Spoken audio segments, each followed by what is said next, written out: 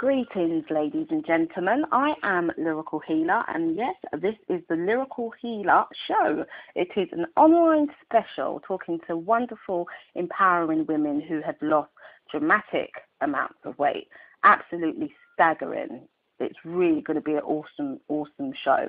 Today's guest is a wonderful entrepreneur. Her name is Barbara Campbell. Now, Barbara Campbell is the CEO of Barbed Wire and also the editor of several nationally known publications. She's also my mentor and has helped me start this whole weight loss journey myself. So, ladies and gentlemen, we welcome Barbara. How are you doing? I'm doing very, very well, thank you. It's an absolute pleasure to have you on the show. I'm amazed that over the past year, you've lost 6 stones. It's absolutely staggering. How have you done it? Well, it all began when I went to a place called Beechcroft Retreat, and it was just, you know, you just had to be in that place, and you just wanted to just enjoy every part of it, and something miraculous happened to me while I was there. Okay, so you've gone to this retreat. Was it vegetarian food? Was it juicing? Well, it was health. It was all about health. So we had juicing, we had a variety of different things, but we mainly started off with juicing. But it was just the vibe, and it was just being in an healthy, very, very healthy environment. It tends to inspire you. But I had other things going on before I got there. Okay. So was that like problems in your life, or was that emotional stuff around your weight? Well, my weight has always been an emotional stuff for years. I've been overweight all my life, and it got to a point where I knew I had to make changes. I had to do something about it. But before that, I went through some stuff. I had 3 cancer scares. I started losing vision in my right eye, which is not such a great thing when you're an editor, as well as having a leg that decided it wanted to go south when you wanted to go east. So I went through all of that, and then I was just sitting there and thinking, well, what can I do? Who should I call? And then I remembered the retreat, because this woman was a client, the one that owns it. And I remembered it, and I thought, well, let me give her a call. And she said to me, you need a liver cleanse. Wow. Wow. And so that was the beginning. So these symptoms that you had were weight related, is that correct? What was that? These symptoms that you had were weight related. No, they weren't weight related, but what it did for me was make me realize that I wasn't really doing myself and my body any favors. I was actually abusing my body without even thinking about it, and it really did make me start to appreciate life. And when you start to appreciate life, you want to live it, and you want to live it to the best of your ability, and I didn't want to live it fat. I understand that. Totally understand that. Now, when I first met you, it was in Tottenham at the Bernie Grant Art Centre. And you were a voluptuous lady, and you had an incredible story of triumph. And I still connected with you, you know, small or big. But the point that I'm trying to make here is now that you're 6 stones lighter, you look fantastic. You've transformed even, let's say. And I just want to know, what kind of reactions have you had amongst your peers? The reactions have been fantastic. People who haven't seen me for months were like, you know, where are you going? You're disappearing. Or what's really surprised them is my face. Because when you're over 20 stones, as I was, you've got several chins, so to speak. I had about 3 chins, and suddenly they were seeing cheekbones that hadn't been there for years. I discovered, or rediscovered rather, a dimple that I had in my chin that I'd not seen for about 20 years. You know, and the reaction has been very, very encouraging. Yeah, I love the astonishment on their faces when they see me for the first time. That's always good. But I must say, it's now well over 6 stones that I've lost, because since then I've actually gradually just continued to lose. So it's still going down. I am still very, very much on my journey. Congratulations. That is really, really encouraging to all that hear it, I'm sure. Now, I know that you touched on body image. Okay, and I want you to explain to the listeners, because I think sometimes, Barbara, some people, not all, some people just assume that if you're overweight, that you're lazy and you eat too much. But that wasn't the case for you. You actually ate quite a little bit of food, didn't you? So can you just explain that dynamic? Well, that was the problem. I actually was not eating enough food. The fact is I had a problem, or rather I had an experience at the age of 3, and you don't realize how much it impacts on you, but it did impact on me, and it stayed with me all my life, and I actually grew up to really hate food because of this incident, which I cannot go into because it's way too painful. But in my hatred of food, I wouldn't eat, so my parents forced me to eat food. And then I grew up not actually liking food. So my idea of breakfast was a cup of tea. My idea of lunch was a bag of crisps. My idea of dinner was a silly little pie that you get from a superstore, you know.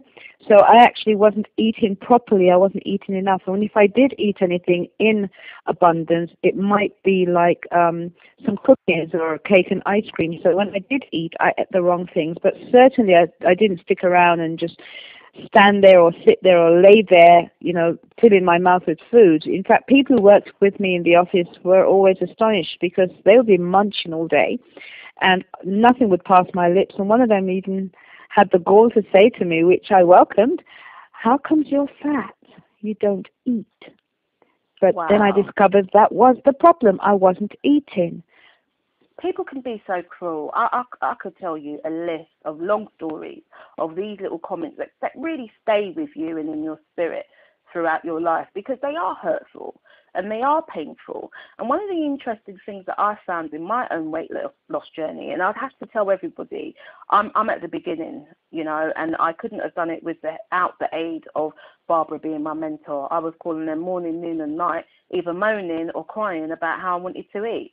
Now, the point that I'm making here is that when I started to reduce my portion size, I actually began to feel grief for not eating large plates of food. So in your experience of your weight loss journey, did you feel any grief? I felt under duress to actually eat more than I've ever eaten in my life because my body was in permanent starvation mode. I needed to actually re-educate my body and its expectations. I needed my body to get to the place where it didn't feel like, you know, it wasn't going to get anything tomorrow, so let me just latch onto this. Because when you don't eat, your body thinks it's in a famine. And it's anything you put into your mouth, anything you swallow, it will store it as fat. It won't just go through your system. So I felt under pressure to actually eat more. I still have some difficulties sometimes, you know, remembering to eat lunch, but I never ever forget to eat breakfast. Okay, so is that something new that you've implemented, to eat breakfast now? Yes, it is, because I used to just have a cup of tea and a biscuit, and now I make sure I have my fruit in the mornings, and I have my oats porridge afterwards. So yes. And what I find interesting about your story is that you have a very, very sweet tooth. So tell us a little bit about that. I love anything that's sweet. I'm not one of those savory people, so I do like to eat sweety kind of stuff. Anything that's sweet really, you know, does it for me. And so when I wasn't eating properly, I was eating rubbish. And it's re-educating myself and making sure that I don't eat the rubbish that I used to eat, but I do not punish myself by not actually eating some sweets. And by that I mean I have right in front of me, I have a yogurt break, which is forest fruit. It's quite sweet. It's got yogurt on top of it, but it's a biscuit. You know, so I will have sweety things, but it's more healthier sweety things. Okay, so it's like alternatives. Yes. Okay. Now, I mentioned earlier that you are an editor of several nationally known publications. So I'm sure with this next question, you're going to be able to express what it's like to be a person that is fat, overweight, too heavy. What is that like? I hated it. I think that, I mean, people, when I say to people, I think that fat, it's ugly. I don't mean I think that I'm ugly. I don't mean I look at women who are overweight, or men for that matter, and think that they're ugly. Just holding a lump of fat in your hands, it's ugly. It feels disgusting. It's really ugly. I don't like it. I've always been very, very self-conscious.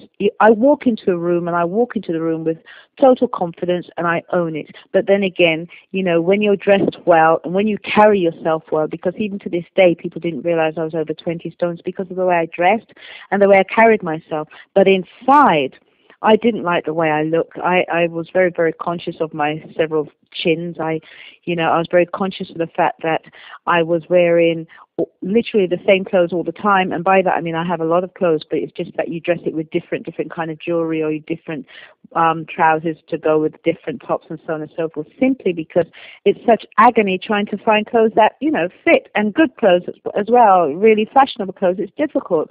There are so many restrictions when you're overweight. I really hated being overweight, and I'm still on my journey, so I'm not there yet, and it was really uncomfortable. And I also hated eating in public at restaurants and places like that. I just feel that people are judging you all the time, and they look at you. Yeah, that is correct. I remember being on the tube and feeling scared to eat on the tube because of that very same reason. It's like it's a prejudice really that people have around women or men who have eating disorders, because that's what it is. It's an eating disorder. It has as much credence as bulimia and anorexia, but it's not recognized within the public. I don't really see it as an eating disorder. I mean, people are big for a variety of different reasons.